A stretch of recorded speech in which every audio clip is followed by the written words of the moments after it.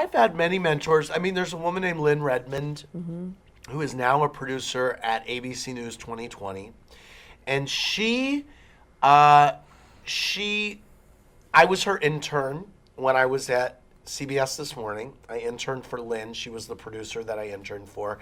When I was interning, she let me go out. She was doing a piece on Juilliard and the Juilliard School. And she covered Juilliard graduation, which Robin Williams was speaking at.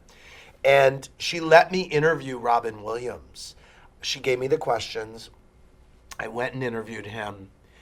And this piece of tape still exists in the CBS News archives, which is amazing. I haven't seen it since. It was, in 1988. And I interviewed him. I stepped all over every answer he gave me. He's a really hard person to interview too, because he was, blah, blah, blah, blah, and changed the subject and performing and whatever. And I was like, oh no, but my next question is this. So I wasn't listening to a word he said. I was sticking to the questions. And then she and I watched it, and and she said, okay, you didn't do a great job. You stepped all over him. This is how you could have done it differently. So what's interesting is she has been a sounding board for me and I for her throughout my entire career. She's someone that I still talk to many times a week. We talk in the morning, and she's a news producer, and she's really into the Housewives. And we talk about work, and so she's someone. Erin Moriarty, certainly. When I was an intern, I remember her asking me if I could transcribe some tapes. And I said, I don't transcribe. I don't do that. And she said, well, you do now. Are you fucking kidding me? Excuse me. And so I learned to do it then. And she was someone who really taught me. She's a real reporter.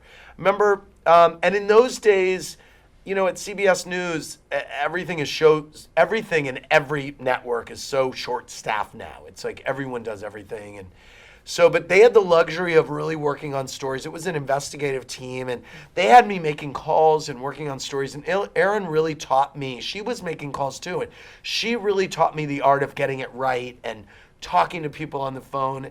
And she always said to me, don't bring me information unless you fully understand the story.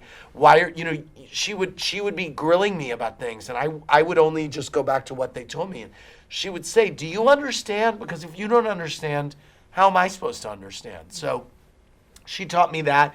Jay Kernis, certainly the guy who told me about the wandering eye, he was a big mentor for me. He gave me a lot of opportunities at the morning show when I got hired.